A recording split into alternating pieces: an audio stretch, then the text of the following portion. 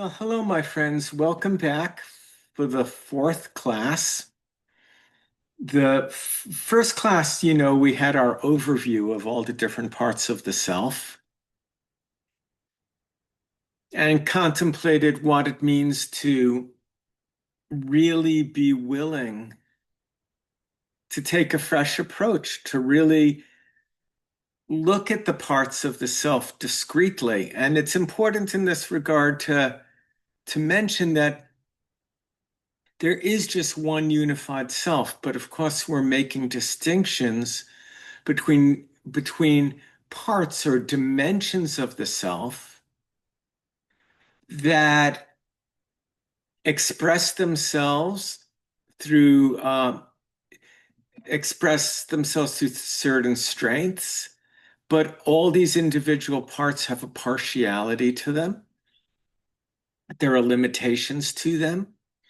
But for the sake of grasping each individual part, it's important to put all our attention on it and really contemplate it as an absolute.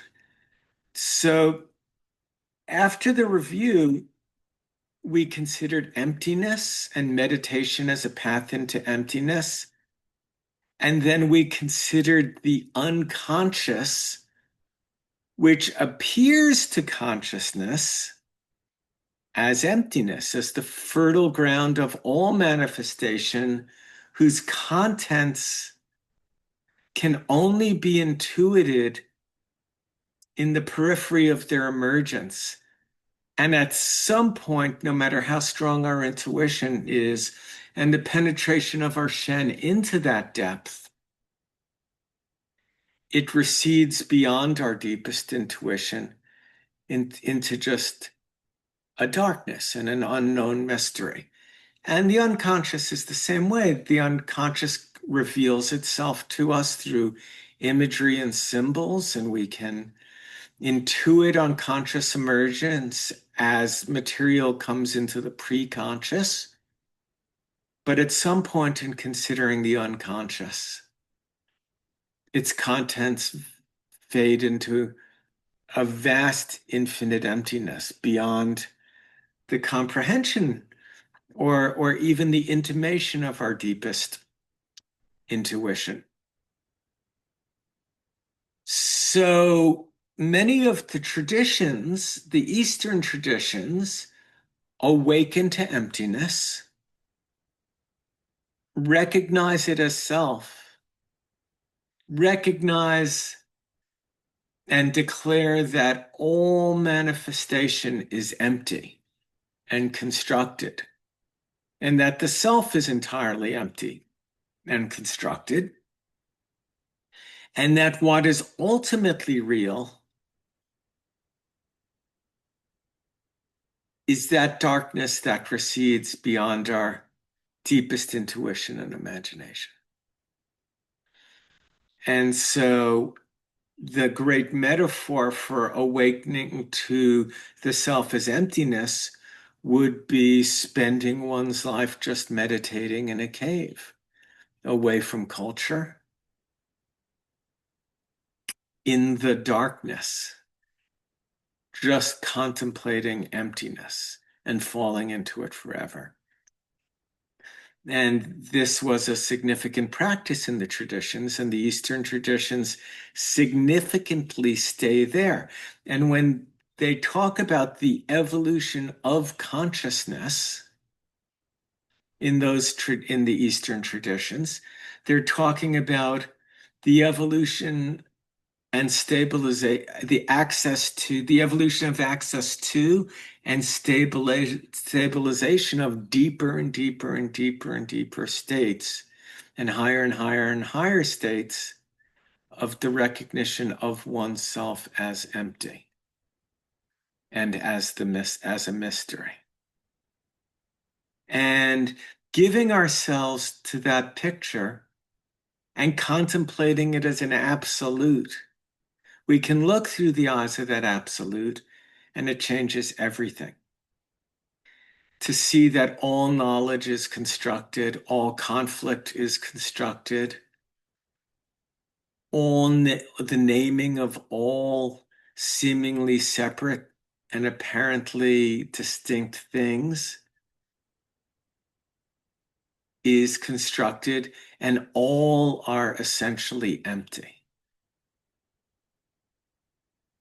And this can engender a profound feeling of ease, a profound feeling of peace, a profound experience of everything being perfect just as it is, seeing through the world as it is. And it can engender the experience of there being nowhere to go and nothing to do, and a profound, deep ease of being. So we give ourselves to each dimension of the self we're covering. We want to bring it into awareness and focus on it and give all of ourselves to it for the sake of having it explode into our awareness so we can see through its eyes.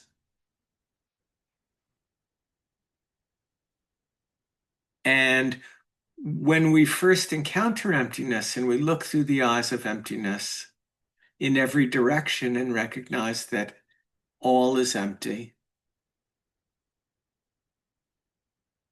it can make quite an impression and be profoundly life-changing in a way that some things that were very important are revealed to be a colossal waste of time and quite trivial, and other things that weren't important at all can be revealed to be the main event of an incarnation. So that's very powerful, very powerful. But still, having said that, it's a partial view because the other face, emptiness, is one face of the absolute, but the other face is luminosity. And as I presented emptiness and meditation and the relationship to the unconscious, the other face is luminosity. And luminosity is the fire, the brightness implicit in emptiness. When we let go absolutely in meditation, we can perceive an infinite empty darkness, but it explodes with luminosity. It's on fire.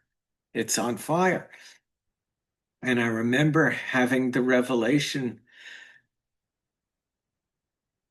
in meditation many years ago that beneath the entire constructed edifice of my own self and the entire constructed world that I seem to exist in as an individual entity, that essentially what is real is that there's a fire burning in emptiness.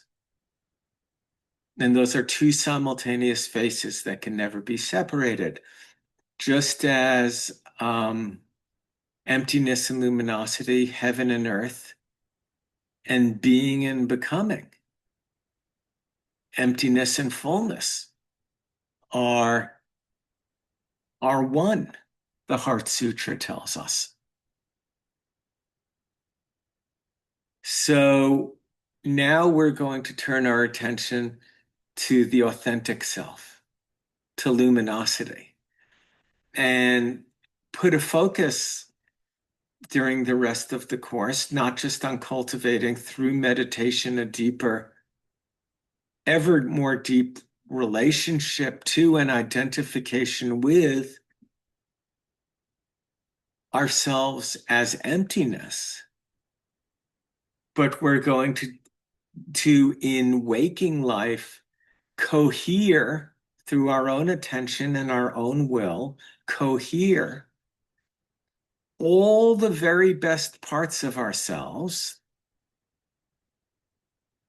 until it is drawn together, fed by the luminosity and interest of our own attention, we're going to put that attention on all the very best parts of ourselves until they cohere into a single luminous self that we have the potential of having it that just explode into our awareness as care, as interest, as profound as love, and just as a profound, profound, profound, heartbreaking care. So I'm going to talk a little about the physiology of emptiness and luminosity. We can know this as heaven and earth or Jing and Shen. And I just want to talk a little about that. And then I want to go into the attributes of the authentic self. And as I go through the attributes of the authentic self, I'd be very appreciative if you would really put your attention on them. So all the very, very, very best parts of your own self, the purest motivations, the highest and deepest realizations begin to draw together, allowing it to come to the point where you recognize these aren't just individual parts. This is a living, luminous body, a luminous self, that it is in the best part of yourself who and what you actually are. It's the part of the self that made the choice to come back as many times as it would take until all of creation is free and recognize itself and awakens to itself as the motive cause, the motive impulse of transformation and awakening, and the motive cause of the whole universe. So Largaway, in describing the arising of something from nothing, says, let us go back to the beginning.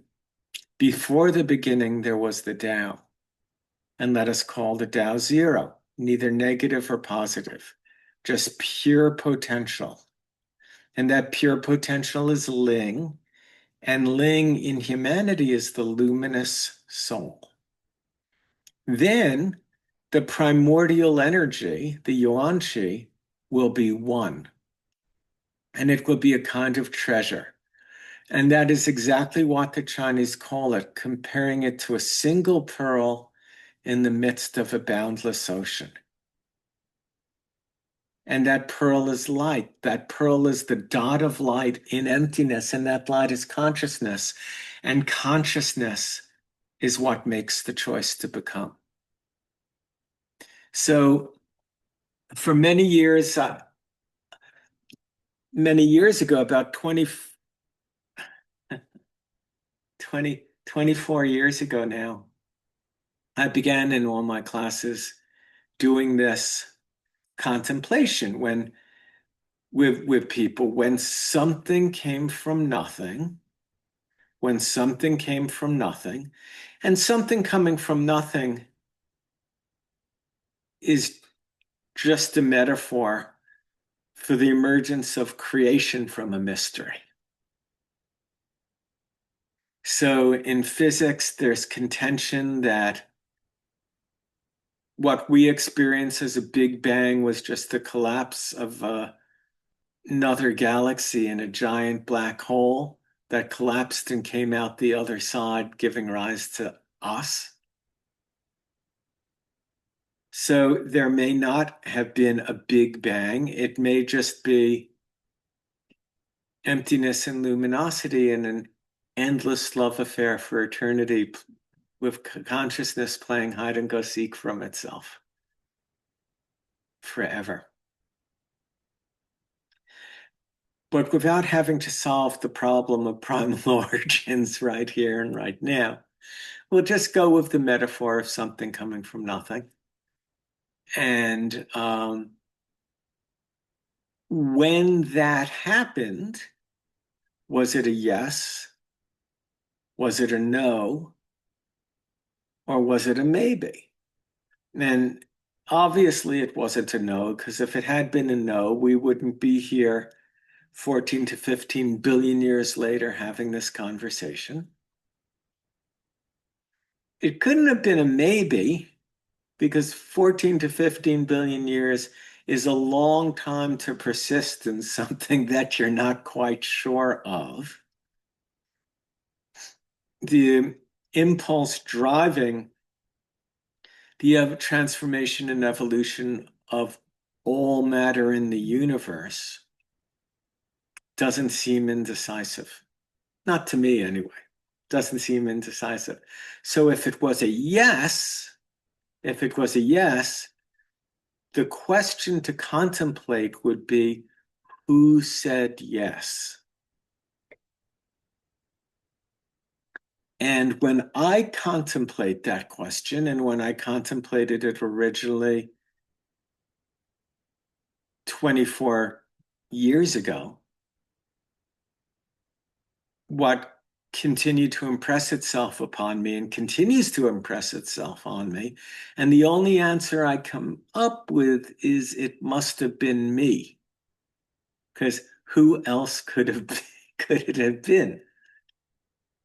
And that led me to the recognition that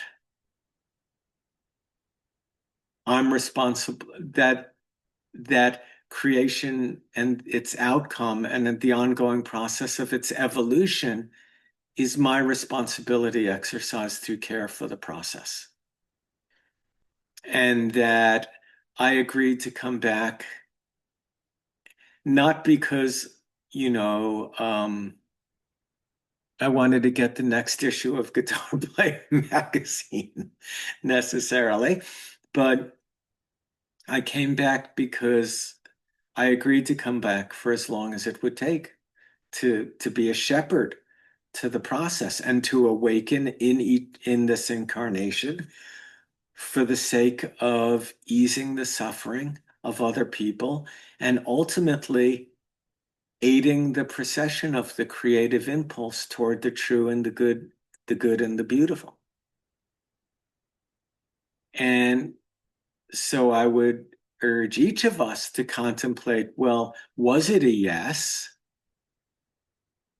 And I would suggest that the no or the maybe are pretty cynical.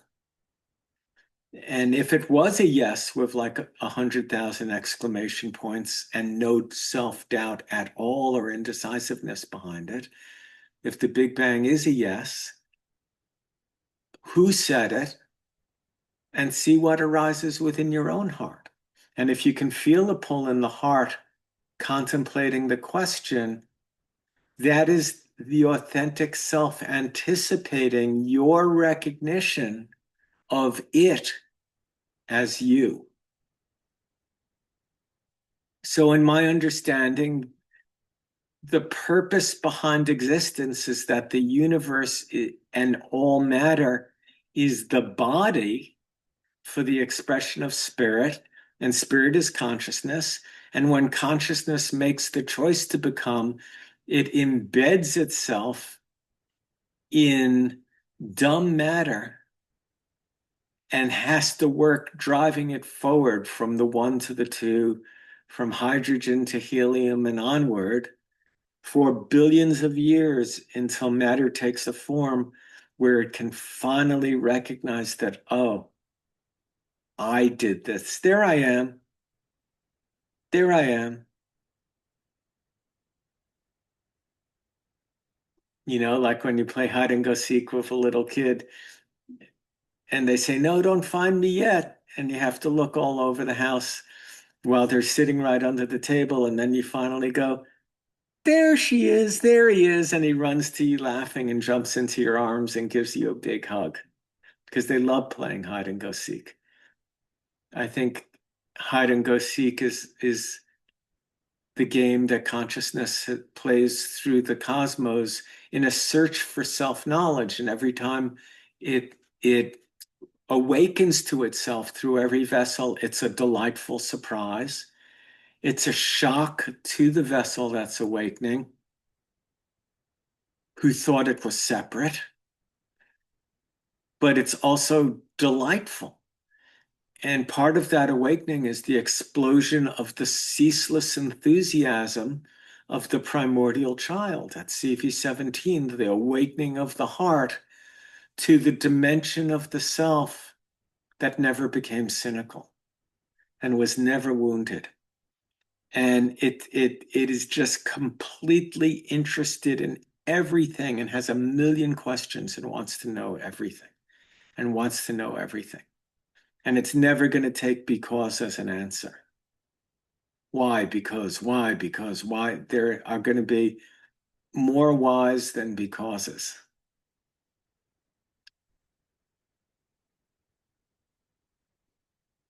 So we think of this endless, this pearl of light arising out of an infinite ocean. And here's the photograph I took of the sunrise one morning over the ocean in Maine. And I just thought that was just an absolutely beautiful depiction of emptiness and luminosity.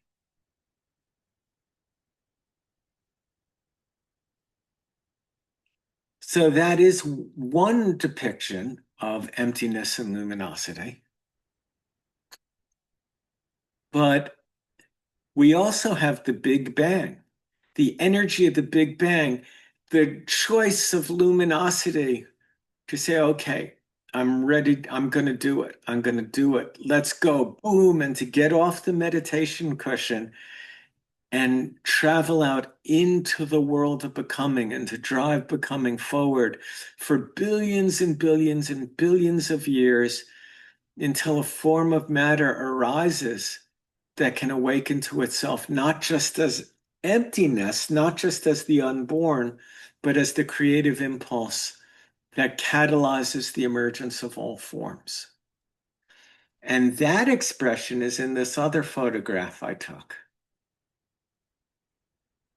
And I think this is just an absolutely beautiful depiction of the of the focus and the straight ahead, relentless nature of the evolutionary impulse toward the true, the good, the beautiful. Straight ahead, damn the torpedoes. I can, I will, I must.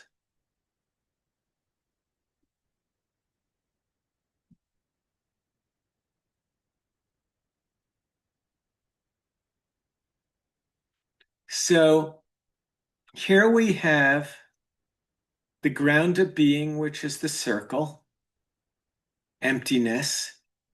And here we have luminosity, the explosion of eros, the erotic impulse, eros, out of emptiness. An explosion of light, a straight line. Emptiness is the zero. And then the pearl in the middle of this ocean is this luminous light, which in this manifestation is soft. But in order to catalyze becoming, there's this explosion. Boom! Let's go. Straight ahead with everything I have. So we have this combination of this mirror image where emptiness is ease, a profound ease, a stillness.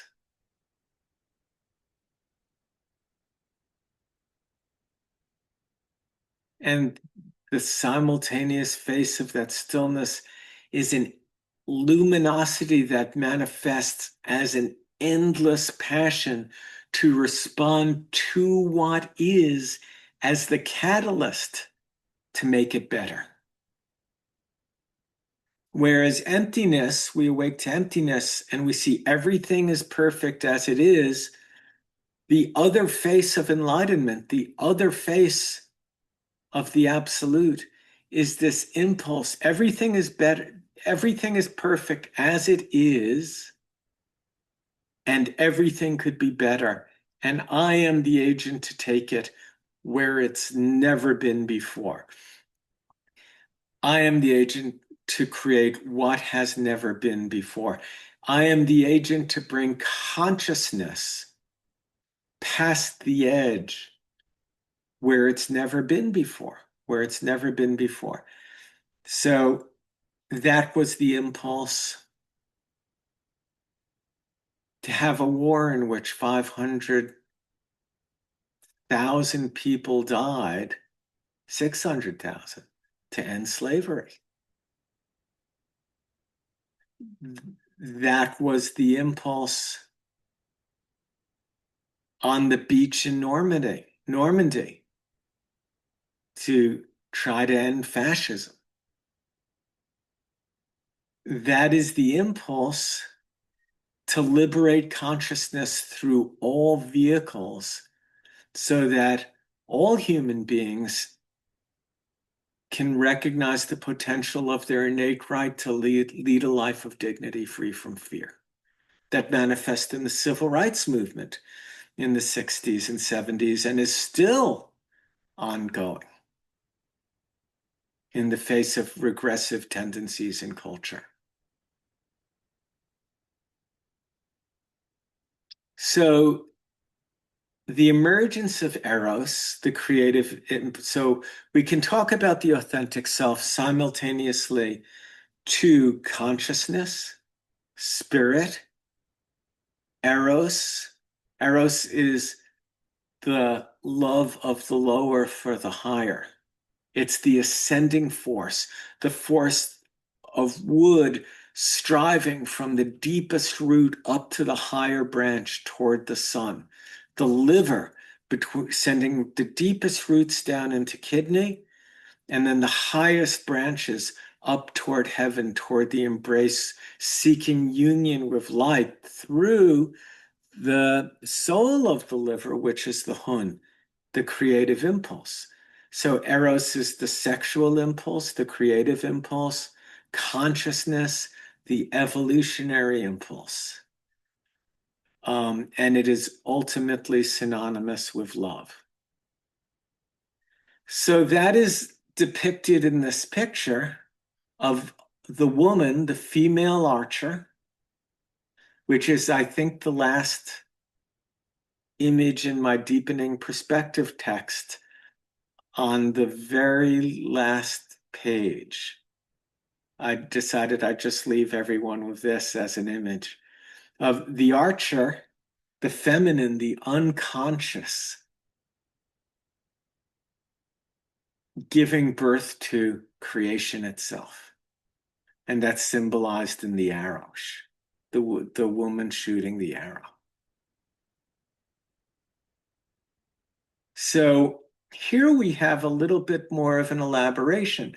That straight line, by the way, zero, emptiness is zero, nothing. That's where we go in meditation. But that straight line is +1, the explosion out of it, a good attitude, a positive attitude. We go to emptiness, we let go of everything.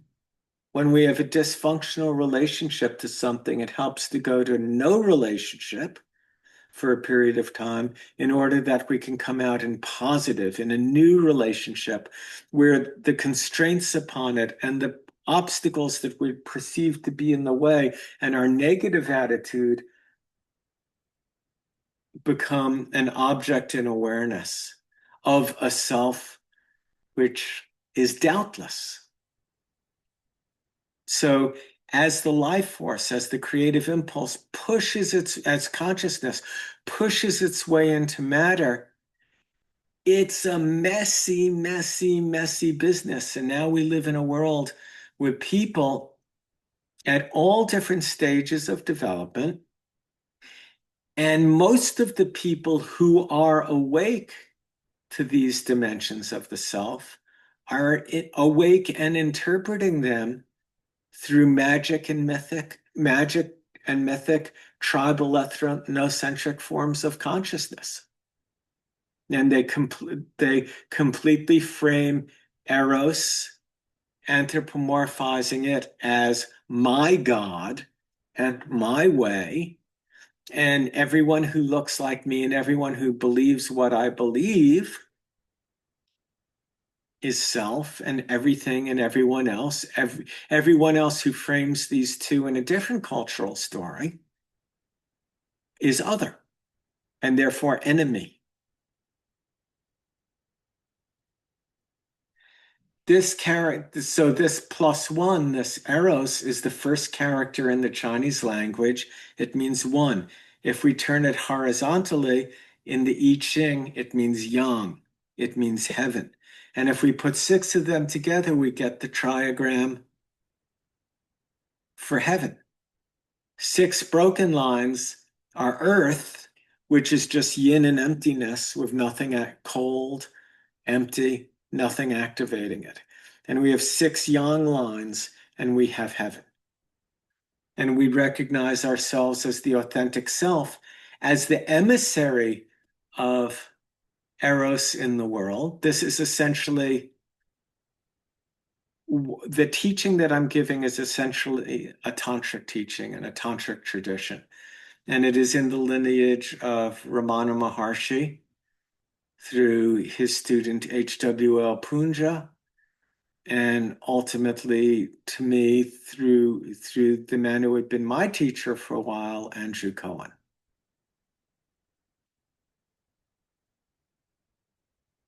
So this is the one, and we're just going to reframe this here. We have emptiness, we have the authentic self, and at some moment in life we have a trauma. And that particular trauma happens around, there may be early traumas, but around the age we start getting language, the human mind begins to form, and we start being able to interpret our experience relative to the independent and separate self sense. And we have a wound, and we make a judgment about what this trauma, what this pain, what this horror means about me, what it means about other, and what it means about existence itself. And those conclusions are drawn by a child with an immature mind to help it compensate in the fast of unimaginable pain and confusion. And for that mechanism, we can be thankful, but it casts a person out of the center of the wheel, boom, out into the Sheng cycle, out into one of the five elements that we're addicted to through taking everything personally, through ego. And the way most therapies work, certainly all those that came out of Freudian analysis, and most psychotherapy works, is you go in and you're 27 or 37 or 47 years old or whatever to your therapist, and you're right here in your progression. And they said, okay, let's go back to the beginning. Tell me what happened. And you start talking about your trauma, and in the course of therapy, work your way through your life this way, because the highest thing that Freudian analysis could ever hope to produce was a relatively balanced, relatively rational ego that could function in the context of cultural pressure. And there's not one drop of Freudian analysis or many of the therapies that came out of it that recognize any evolution of human capacity into stages higher than ego and rationality.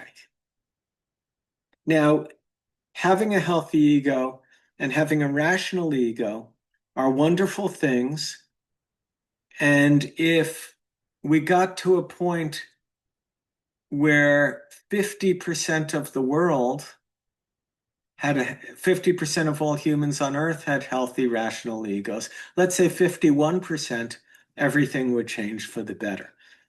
Because it's totally irrational to cut down the forests and allow poisonous chemicals in our food and to ignore all the rational data that the Earth is on the precipice of a cataclysm. So rationality is not a bad thing, but there are many stages of development beyond it. And I'm just making the point it's as far as most therapy goes. What we're more interested in is waking up, boom, to who we are as emptiness and the authentic self at the center.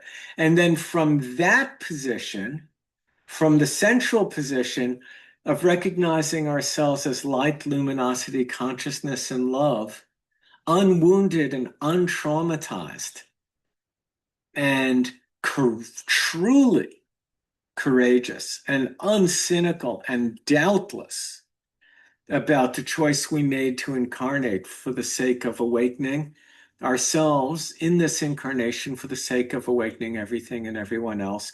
From that position, then we can healthfully look at what happened in here in a way that allows us to untie the perceived knots and see through them. The Eastern teachings, whereas psychotherapy returns to the origin of the ego, the Eastern teachings encourage us to see through that back to the ground of being, to see the ego as a construct. And then to, once we've discovered ourselves as emptiness, just to stay there forever. But this is an evolutionary teaching. And we're interested as we are in meditation. And obviously, I think it's important because it's a 60-page chapter and the very first chapter of the magnum opus of my life's work. So obviously, I think it's very important. And I don't think anyone could ever accuse me of underestimating the importance of meditation or giving that worldview short shrift. But having said that, we're relatively more interested in the evolution, from the evolutionary perspective, in the authentic self.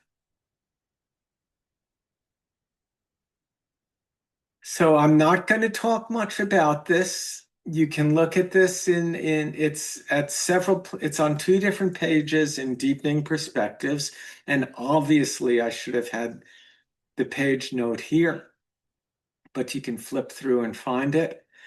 So now we just elaborate. Here's the ground of being, but in manifestation, it represents as the gross physical, the subtle psyche and subtle soul, and has and then spiritual dimensions, which are called the causal, the witness, and the non-dual spirit.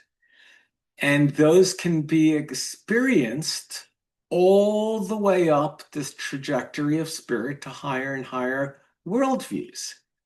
So spirit incarnates into the vehicle, and first we get in culture and in the development of the individual, the archaic worldview, first chakra, magic worldview, second chakra, mythic, third chakra.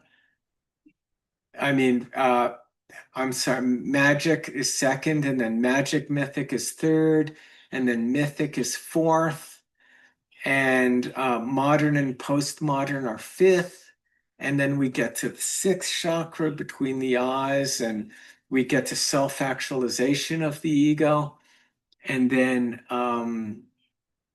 into integral stages in the integral stages of development, and then transcendence into the transpersonal dimensions of the self, where our identity shifts from being an individual who is self-actualized. The second we self-actualize, we begin to see through the self we self-actualized as a construct. as a construct of the cultural forces of the ego that worked upon the ego's development. And then we are giving an opportunity to transcend the body and transcend the ego, to recognize the psyche and recognize ourselves as a soul and awaken to the witness, and ultimately as the self, capital S. And these are all stages. And if you care to, you are more than welcome to read the entire Green Book from beginning to end. So here the individual is identified with being a body in these stages. Look, mom, watch me climb the tree. Look, dad, how many times I can do the pogo stick. Then the individual identifies with their mind. Look what I can learn in high school. Look what I can learn in college. I can really know things. And then the individual becomes, and they're becoming an ego, and we self-actualize the ego, and then begin to transcend that to recognize the complex dynamics of the psyche and start to work on ourselves. And this happened to me when I was young, and I felt that, and I came to believe this, and I came to believe that, and mom did this, and dad did that, and the school teacher did this, and the priest did that, and I experienced this, and I drew those conclusions. We start to take those psychological dynamics apart and make them transparent, and slowly we become a soul.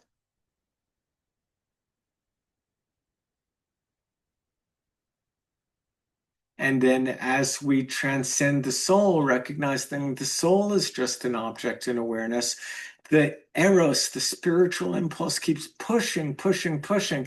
The soul is the interface between the ego and the gross mind, and the body, which are relatively gross dimensions of itself.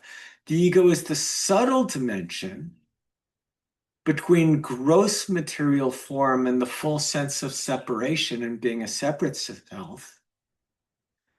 And it's the interface between that and the luminosity of spirit, which manifests in its lower dimension as the witness. We're going to have a whole class on witness, and ego and mind and soul and spirit. So we're going to be going through each of these dimensions of the self. And these are just stages of individual and cultural evolution that correspond to the progression of the self through the individual and through culture into higher and higher stages of development, capable of each higher stage, capable of cognizing and responding to increased complexity. If you look, for instance, at our present government and Donald Trump, it should be abundantly clear to just about everyone that the fellow's mind and these people's minds are not complex enough to respond with nuance to anything beyond a mythic stage of egocentric and mythic stage of development. They're not rational. And because they're not rational, they believe, alternative facts, and anything they say is as true as anything else. They're sort of pre-rational, and they're deconstructing all these higher stages from below. And who and what they are is basically Genghis Khan with unlimited financial resources. But they're still at that same magic to mythic stage of pre-rational development. It should be readily apparent that virtually none of the choices they're making are rational.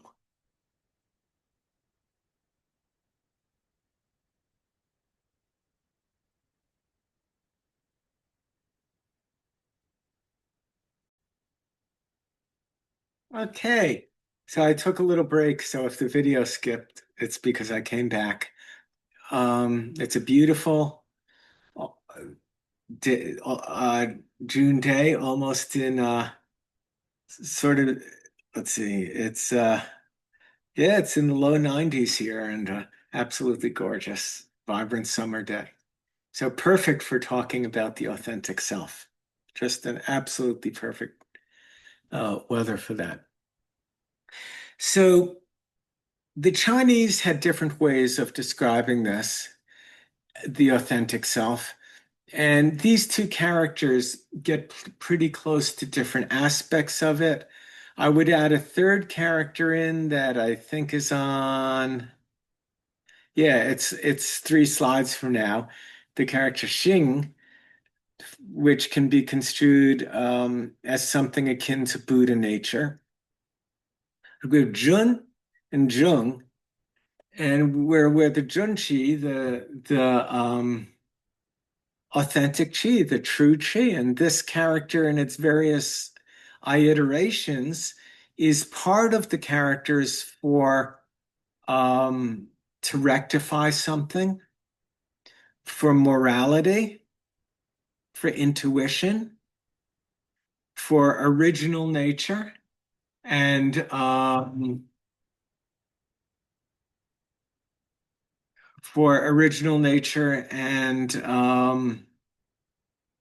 virtue in the Tao Te Ching, the character Da as in Tao Te Ching, and it's in the character Ting for to listen, because what is it we're listening to? We're listening to the authentic self. In patience, we want the kind of listening that hears through all apparent complexity back to see the shining radiance of the creative impulse that's sitting in the chair in front of us. And everything that isn't that is instantly, once we're awake to the authentic self, everything that isn't that is revealed to be cultural conditioning that sits on top of it. And that consciousness, that authentic consciousness, which is just a relentless push toward integrity, love, truth, goodness, and beauty. Everything that isn't that is just distortions from cultural accretions, genetic conditioning, cultural accretions, and interpretations made by a young and immature mind as compensatory mechanisms early in life. So we have the character Jin for authentic. Chuang-Tzu spends the whole book talking about the true human being and the attributes of the true human being.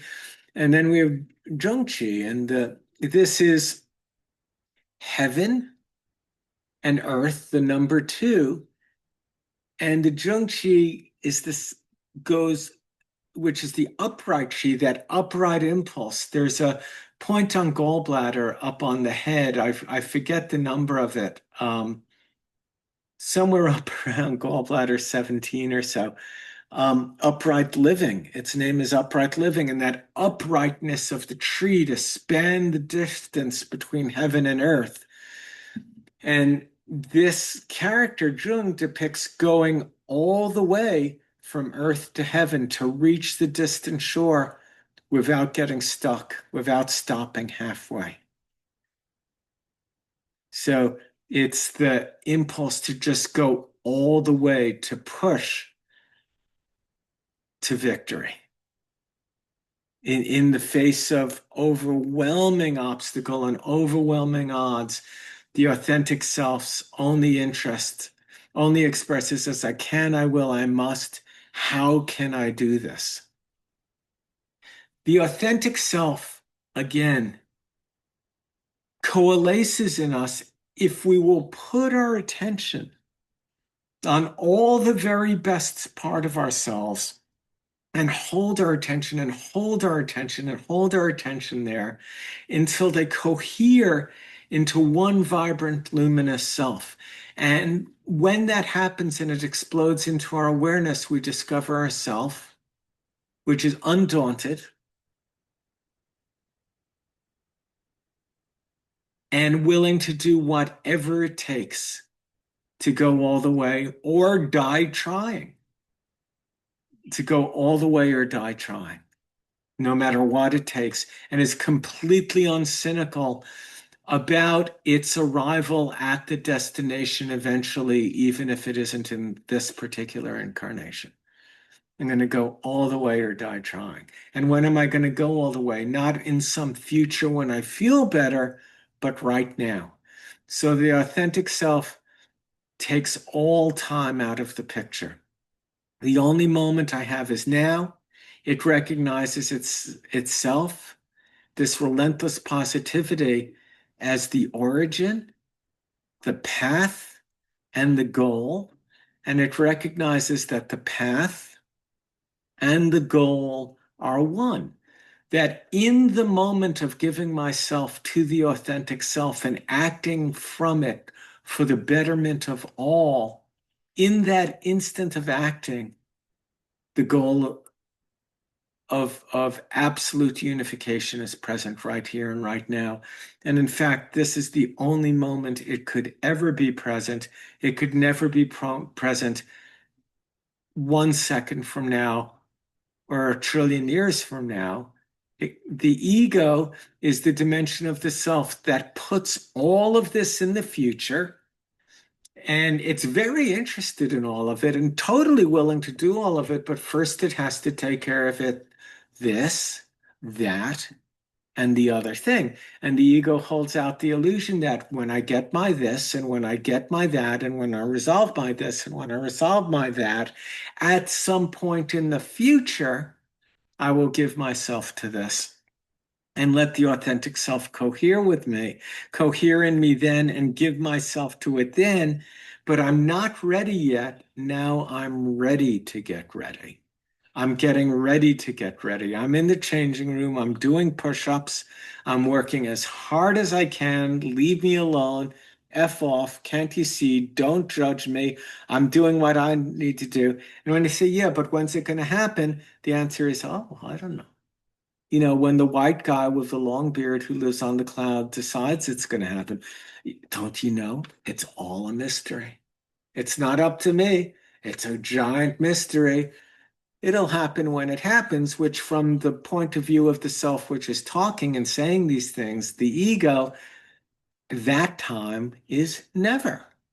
The ego's point of view is, oh, you want to get together and make an appointment? And the authentic self and the soul say, yes. When's good for you? And the ego goes, checks its date book and says, well, never. How would never work? Do you think never would be good for you? So the authentic self is the selfless passion to respond to what is in a way that catalyzes the emergence of truth, more truth, deeper truth, and greater wholeness. And the authentic self is undaunted by what it is, what is. The ego needs to change what is and needs what is to look differently, and then it's willing to do it. The ego wants to work forever to get to the point where it feels like it. And it holds out the illusion that if only we get this, if only we get that, then I'll be ready, but I'm not ready now. And a big part of waking up and growing up is seeing through the ego's lie that wholeness could ever exist in any moment other than this one. And the authentic self doesn't give a good goddamn, frankly, about all of the ego's reasons for not loving and giving absolutely right now. The authentic self recognizes every single reason the ego has for not bending a knee and not living fully right now and for remaining separate as frankly BS. As obstacles conveniently put in the way to create problems to work on instead of as a substitute gratification for actually really being alive and living. So the authentic self is all the highest, best, and most positive attributes of the self. And I can remember very well as early as 14 or 15 years old when I really started to just read Dharma at the age of 13. And by 14, 15 was really reading, the Bhagavad Gita and the Vedas and Lao Tzu and Chuang Tzu and the I Ching and Krishnamurti. By the time I was 16, I was deep into reading all of this. And I remember by 14 to 15 years old, I remember being in my parents' den, looking out the window, and I had this realization, it would be possible for me to give myself absolutely and completely, without reservation, to all the very deepest and highest impulses within me and all the best parts of myself, and to live as only the highest and deepest and most true and beautiful parts of myself. I could do that. And I remember seeing that starkly. And then 6 months later, or a year later, or 2 years later, and every now and then for a number of years, I would just have this insight. I could do this. I could do this. And then my psyche, in the face of several traumas I experienced in life, got very stuck in just compensating and worldly success and sorting my life out and sorting out all the complex psychological dynamics and doing all of that kind of work, which was, I don't know if it was necessary, but apparently it's what I did until I reached a point when I was 41 years old, where in a meditation, that impulse presented itself to me again, and I just let it rip and go all the way and exploded my consciousness so that the authentic self could completely cohere.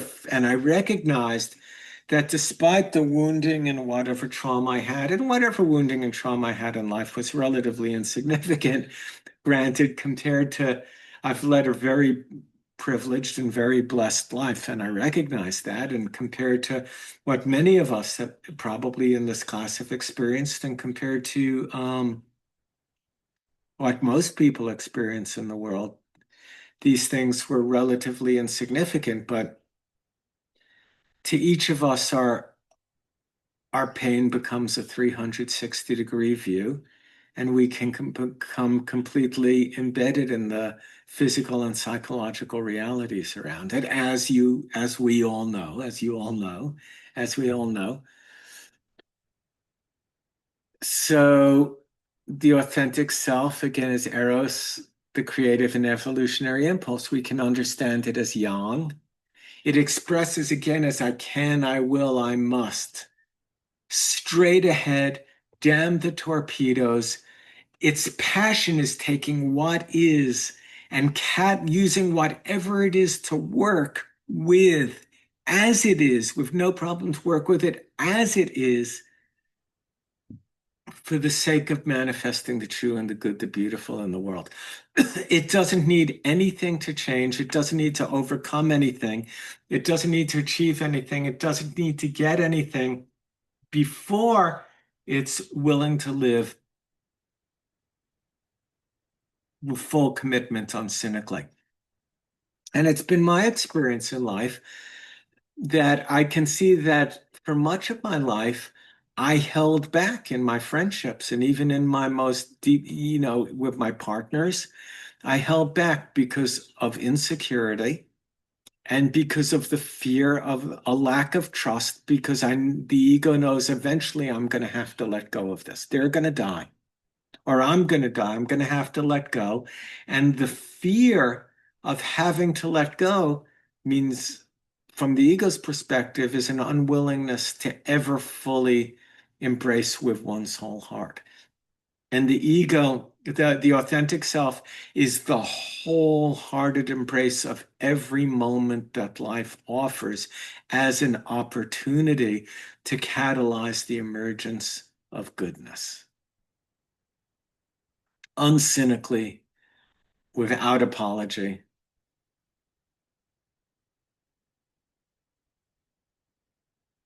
So we talked about the authentic self is ready now. So with all of our with our body exactly as it is, with our and the contents of our mind and memory exactly as they are, and all the structures of our psyche in place exactly as they are, and our life experience exactly as it is, and feeling exactly as it does right here and right now, the authentic self never, ever sees any of that as an obstacle that needs to be changed before it can express itself. The authentic self is the relentless push in the face of all that toward goodness and virtue, right here and right now, regardless of how upset the mind may be or how much in need of rectification the soul may be.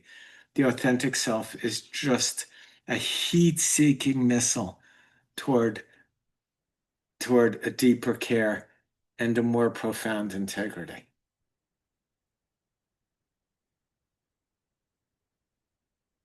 The authentic self wants to give everything and find out what's possible. It holds no preconceived idea of limitation, no notion of limitation, and it recognizes no obstacles. The authentic self is the impulse to give everything I have for kindness, for love, for care, and has no notion of any inherent limit. That is the impulse behind Gandhi getting the English out of India. Can you imagine that the most powerful empire that existed in human history occupied your country, and you decide, I'm going to dress in a white sheet and go down to the river and spin silk and not eat until the English leave India. The relentless positivity behind that. And from his point, he didn't know it was going to happen. He couldn't have known. But his point of view was, I'm going to give everything I've got to give. And if I'm not successful, I'm going to come back and I'm going to do it again for as long as it takes. And that's the view of the authentic self. And the practice, other than, the homework, other than doing the readings, is to allow this to put your attention on this part of yourself so profoundly that it begins to cohere into the actual fully formed self, which it is perfected inside of you in your own awareness.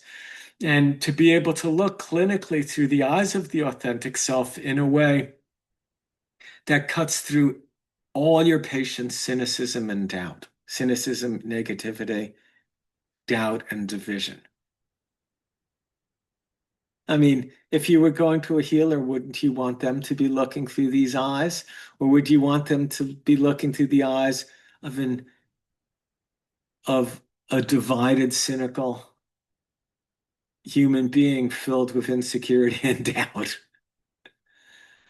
So you can say, but insecurity and doubt are very human experiences. Well, that is true at certain stages of development, certainly. I mean, at some stage of development, the greatest thing you could ever imagine attaining to would be able to do 1,000 jumps on your pogo stick. And it was very significant at the time. Or being able to learn to ride your bicycle so that you could get a 10 speed like the other kids in your group, you know? So it is true that Cynicism and doubt and division are very human expressions at certain stages of development. Now, there is there is division all the way up to non-duality. It's true. It becomes at once, as we evolve, both increasingly subtle and at the same time more and more glaring, which is to say, in growth stages of development, we have glaring divisions, but we're hardly conscious that they're divisions and how gross our actual addictions and behaviors and belief systems are. But by the time you make it up to witness, the division between that and actual non-duality becomes quite even more glaring in from certain perspective, from the perspective of unity. From the perspective of unity, you'd look at someone in witness conscious and go, what are you waiting for? I mean, you made it all this way just to sit there and look at me and describe me from a trillionth of a millimeter away. So the authentic self is uncynical. It can be skeptical. Skepticism just means I'm not sure, prove it to me. I'm interested. I'm interested. It's not my experience and I'm really unsure, but show me the data you've got. Show me do the best you can to impress upon me because I'm totally open to finding out. But cynicism is I already know it isn't so. I already know it's not true, and I'm not interested in anything I don't know. So skepticism is very healthy. Every good student should be skeptical of any teacher and teaching, and do whatever it takes to subject that teacher, that teaching, that community to the greatest scrutiny. That's what a good student does. So being skeptical is not only healthy, it's important and vitally necessary to an individual's evolution. But being cynical means I'm not open to anything new. I already know it's not so, and I'm not interested in what I don't know. So the authentic self is that wide-eyed primordial child that lives in the heart at conception vessel 17, which unwounded, just wants to know, has a million questions, goes, let's go, let's go. I remember when I was 18 years old, and it was my first year of college, and it was February, and we were sitting in our warm living room in our apartment in college, and my friend Danielle looked at me and said, hey, Lon, let's go camping on the Quabbin Reservoir. And I said, let's go. And we hitchhiked out to the Quabbin Reservoir with a tent, two sleeping bags, and a bottle of champagne, hiked 200 feet out onto the frozen reservoir, set up our two-person tent, drank the bottle of champagne, and in the moment she asked me, I was like, let's go, let's do it. Well, that's the authentic self.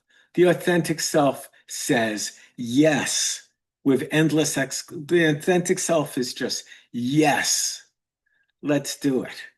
It's not necessarily yes, let's jump off the top story of the Empire State Building, or yes, let's rob a bank. But it is the instantaneous yes to everything and anything that is life and love affirming, and union and wholeness and union affirming. The authentic self is also the part of ourself that, in looking back, its primary concern isn't regret. Its primary concern is always, what could I have done better? You know that a person authentically regrets something when they become interested in what they could have done better. And you know they're primarily interested in what they could have done better because they change. So there is a book called Three Wishes that the Countess Panonica, who was Thelonious Monk's lover, wrote. And during her life, she was the great patron of all the jazz musicians that lived in and came through New York City. And she asked each of them, if you could have three wishes, what would they be? And then after she died, her daughter, I believe, published the book. And there are all kinds of, there's unenlightened, very practical wishes, like, man, I just wish I could get a few more gigs and have a little more money. Very practical thing, get a better apartment, things like all the way up to Duke Ellington. And she says, Duke, you have three wishes. What are they? And his sole response is, I wish only for the very best. That's the authentic self. The authentic self, when another person is a tyrant and causing them problems, if you're going to wish something, so I can remember very relatively early in my life realizing, even in my 20s in college, that if I'm ever going to wish anything for anyone, I should only wish for the best. So I don't wish that Donald Trump would be assassinated. If I'm going to wish for something, I wish that his heart would break open and he'd be granted a full view of who he is and his effects in the world in the way that he would become enlightened to a profound care. If I'm going to take a moment to wish, why not wish for that? That's the view of the authentic self. It wants only the very best because it only incarnated to bring the best to everything and everyone. The authentic self is awoken to itself as the source path and goal of creation. It's awoken to a pure motive. We can never take for granted that we're acting out of a pure motive. The only way we can ever know, what the ego wants to know is, I want to be sure before I act, so I know I'm doing the right thing. And you can never know before you act that you're doing the right thing. You can only tell you've done the right thing by its effects in the world. Did it catalyze wholeness, or did it miss the mark? So the authentic self is always interested in looking, how close did I get to the center of the bullseye? What could I have done better? But it is arrogance to ever assume we're in touch with a pure motive. And that is the arrogance of teachers who awaken to emptiness and awaken to the authentic self, but haven't taken the time to sort through the knots we talked about in the beginning that are out there in the corporal and the psychological vessels. And they use their awakening to authentic self to convince themselves that they're free of shadow in the body and free of shadow in the psychological self. And they're inspired by a pure motive. And they come to believe that all of their actions in the world are spontaneously the actions of the authentic self, that who and what they are is the authentic self. And this is often reflected back to them by their students who've had an awakening in their presence and through their teachings. And then the students become blind to the teacher's ego and imagine the teacher as the living incarnation of a pure motive. And it's absolute arrogance to ever think that who and what we are is the living incarnation of a pure motive. And it is a deep and profound, significant form of humility to actually never take for granted, even if we're fully awake to the authentic self, that that's what we are. We are always striving to become that and always curious and always interested in the outcome of our actions, their effects, and the care for their effects on others. The authentic self is not a victim. It's never a victim of circumstances. The authentic self is the impulse in the face of the greatest victimization to be of service to others and engender the true, the good, and the beautiful. The ego in concentration camp collaborated with the Nazis to get a little more bread. The authentic self decided, I'm willing to give everything I have and everything I am for the sake of helping everything and everyone around me through this impossible, difficult time, regardless of the consequences to myself. And the ego says, wow, that is beautiful. It's inspiring. It's really deeply moving.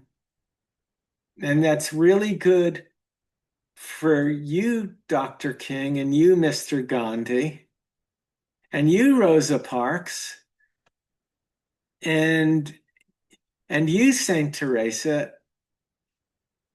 You did a great job. You're really aspiring. And, I'm just not there yet. So I'm going to put my picture on the wall to be inspired, your picture on my wall to be inspired.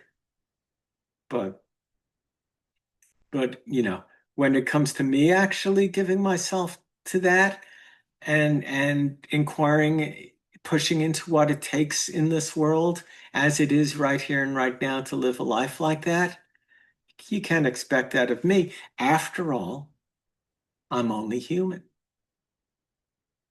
After all, I'm only human. And the authentic self is the impulse toward, uh, it sees no limitation to what a human can be. And it is completely inspired by living up to the deepest and highest that it's seen a human can be right here and right now without an excuse. And it recognizes there's no excuses and nothing's in the way. It has no inherent sense of limitation, recognizes no obstacles. Water, emptiness, wears down all obstacles until they fall and crumble into the abyss. That's metaphorically what the Grand Canyon is. But luminosity relentlessly builds things up into higher and higher, more complexly integrated forms, capable of responding to greater complexity with greater nuance from deeper and deeper care. So the authentic self in high stages of development manifests as the unloving, the unconditionally loving witness that embraces the entire self. And that top down, the authentic self moving up expresses itself as eros, as the love of the higher for the lower. But there's also an aspect which is the love of the lower for the high, the love of the higher toward the lower. So the authentic self is this explosion up and this striving toward the higher in love, but it is also reciprocated from heaven with this top-down, full agapic embrace by heaven of the striving self in total love, which allows us to accept ourselves as we are right now as the perfect vehicle for the manifestation of relentless positivity. The authentic self is 51% oriented toward the creation of a better future. You don't have to get to be 100% the authentic self. It's mythic. We're always going to be divided. We're always going to have an unconscious and archaic structures and art structures in the ground unconscious that haven't been seen. I think we can get to a point in life where we've seen and gotten to know and even seen through and rectify the significant structures and wounds that come in our given incarnation. But there can also be a great, great, great depth of structures beneath that we're just unconsciousness of, that we're unconscious of. So getting to be the idea of being 100% a pure motive again, I think that's arrogant. But it's really enough to become 51%. You become 51%, you've done what the Taoists call turning around the wheel. The income getting spun through the Sheng cycle. Water, wood, fire, earth, metal. Water, wood, fire, earth, metal. Winter, spring, summer, late summer, fall. Fear, anger, rage, joy, sorrow, worry, grief, longing, being spun around that wheel forever. If you get to 51% authentic self, your will is now in the ground, the stake in the ground. You put your stake in the ground, you know who and what you are, and the giving of yourself to the creative impulse and the authentic self and allowing that's all the best parts of yourself to cohere into a luminous self, which is a luminous, innate intelligence, wisdom, and love that can begin and profound, heartbreaking care that can begin to express itself through that you're giving yourself to the rest of your life. When you're at the 51% level, that's means you've stepped through the portal, you've stepped through the mirror, you're now in a whole other universe. You're now in a whole other world, a whole other realm. So the authentic self is luminous. It's time free, which means it's taken time out of the picture. For the authentic self, the entire past, the entire present, and the entire future are here right now. And I work with all of it right here, right now, because the origin, the path, and the goal truly are one through me.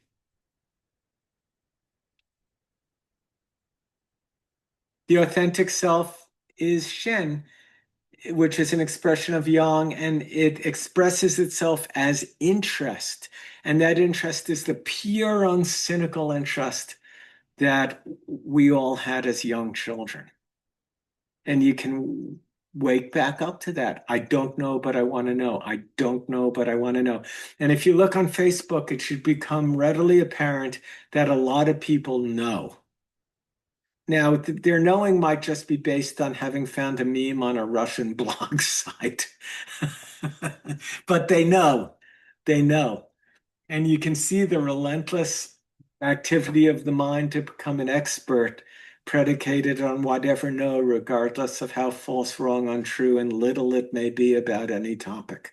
And that's in full display on Facebook. And interest, the interest of the authentic self is just like this relentless push toward knowing. But as soon as it knows something,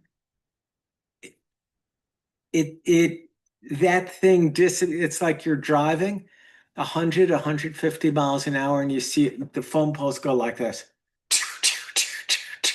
You see a phone pole 500 down the road, a quarter mile away at 100 miles an hour, and it's a quarter mile away, and it goes, you see it a quarter, and it goes, they're just gone.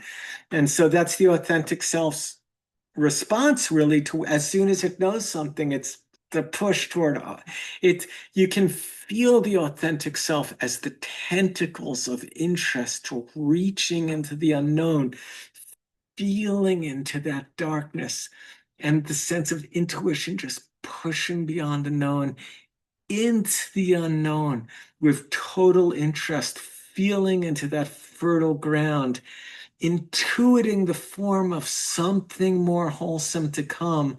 And it's not here yet, so we don't have the words for it. And we're striving toward that.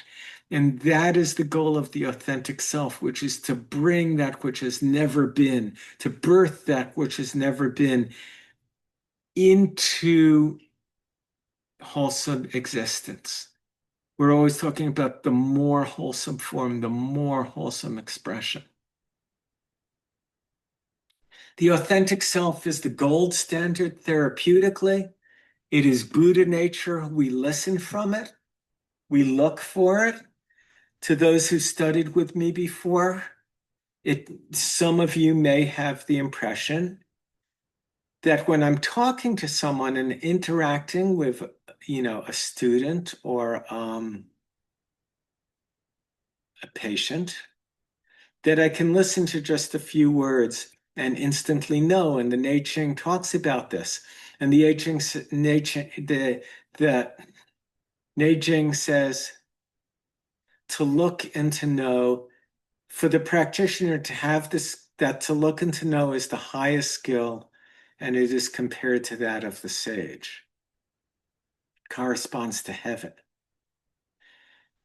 And we've endeavored to awaken to the authentic self, to Buddha nature. And Buddha nature for the Asians was emptiness. But the Buddha's smiling. You never saw a frowning Buddha. The Buddha's smiling, and the guy's skin's pretty healthy, and he's glowing. And there's this knowing, this absolute knowing. But that absolute, infinite knowing is of nothing in particular. But the smile is the impression of the goodness, the relentless positivity. So, looking through the authentic self and listening from the authentic self, we can see that all the complexity the mind and the psyche generate are obfuscation to the pure impulse of positivity, and that the ego is cynical. I can't. The ego expresses itself as I can't, and the authentic self expresses it as I must. And when we awaken to the authentic self, we can start to experience on an instantaneous level just how cynical people are about the best parts of themselves. And we can see that a person begins speaking and the authentic self begins to speak, and the ego cynically finishes the sentence. I did a teaching recently, which wasn't recorded, and I'm unhappy about it because I thought that it absolutely grasped the edge of my teaching in a clinical context. And I was doing this teaching for Ken Wilber's integral site, and there were 6 or 8 people on the call, not many. There was a moderator and maybe 8 people. And I was talking about integral medicine and the difference between being the physician and actually being the medicine itself, and the process of becoming the medicine. And the medicine, by the way, is emptiness and luminosity. And all thought and all knowledge and all technique only serve that. And so we have a moral imperative to awaken to the authentic self, to become the medicine.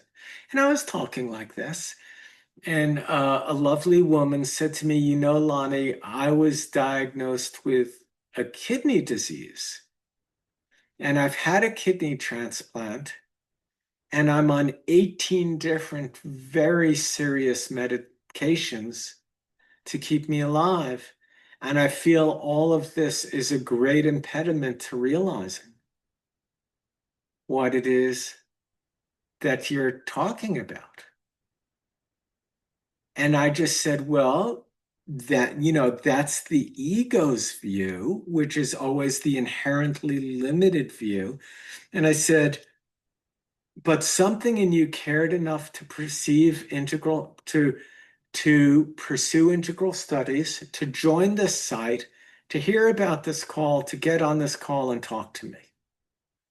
And I will note that while you said all this, you were smiling and there was light in your eyes. So another way to hold this is, given your current condition as it is, you are proof positive of the victory of the authentic self in the face of some of the most difficult circumstances a human being can face. Here you are, and you are the medicine in pursuing this and giving yourself to it and never giving up, that that can destroy the cynicism and doubt of anybody who comes into your presence about their capacity to give themselves to it. And she took that in very deeply, and it was really very moving, and everybody there saw it. So you can see that the ego is very cynical about the best part of a person's self in the moment that the very best part of that person is manifesting. And the ego represses it through thought structures and belief systems of inherent limitation, cynicism, and doubt. And the authentic self, once we wake up to it, is doubtless. It's doubtless. It's doubtless. It isn't divided. It has no doubt. But it doesn't have superstitious doubt that, New Age doubt, everything's going to turn out okay. Well, everything may not turn out okay. What the authentic self is doubtless about is no matter how it turns out, I'm going to give everything and come back and do it again. And none of the slings and arrows of outrageous misfortune that I might happen to experience in this life they can never again be substantive enough reasons for me not to respond from the pure motive of the authentic self and give myself with all my heart to a positive outcome for everything and everyone involved. So knowing the authentic self instantly reveals the absolute insanity of the world we live in and the superficiality of the choices the ego makes. But in the face of that, the authentic self doesn't bypass it.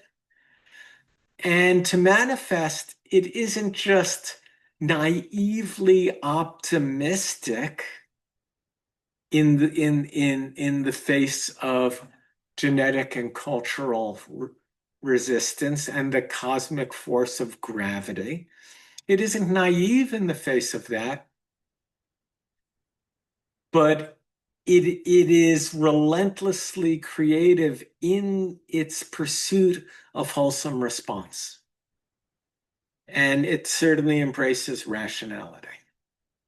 But it goes beyond rationality into holistic and integral and transpersonal and witness stages, all the way to non-duality, which is the doubtless recognition of self with other. So I'd like you to do this reading as homework. It's not a lot of reading. What have we got here? 16 pages to read. And of course, when I say read it, I mean read it slow, take every sentence in and read it as many times as it takes. And you can watch this as many times as it takes, because for the last 2 hours or so, I've been pretty relentlessly positive. And so you can just watch this and you take this into your discussion group. And I want you to contemplate the potential I want you to each individually take some time and contemplate all the best parts of yourself until they begin to cohere, and contemplate the potential to let them all take full form until they all meet each other, greet each other, and you recognize all the best parts of yourself as the glowing, vibrant, luminous manifestation of the very best dimensions of all of whom you are, as a single luminous self exploding from your heart, which breaks open with luminosity and care. And what is your experience as you put your attention on this dimension of yourself? And is there anything in the way? What is in the way? Is there anything in the way of giving yourself to that and letting it just rip? Now, when people do this, and when the authentic self does explode into awareness as self, the ego tends to take all of it and becomes very inflated, because the ego thinks, I'm the authentic self. But the authentic self is the light and luminosity at the heart of all things in everyone. And the authentic self in the soul's view is to bow with bended knee and realize all the karma we've created and need and make amends wherever necessary, take responsibility for everything in our lives, every choice we've made in our lives and the consequences for ourselves and everything else, and rectify that, not in a week or a month or a year, but the authentic self is, I have to do it now. I have to do it now. Why? So I can be free. Why?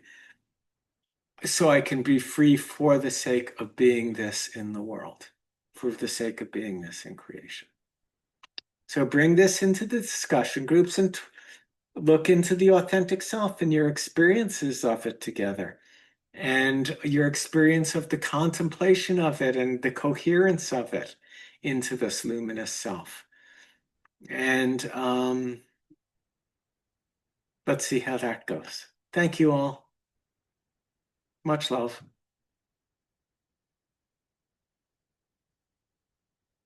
Thank you for your engagement and for listening. Straight ahead.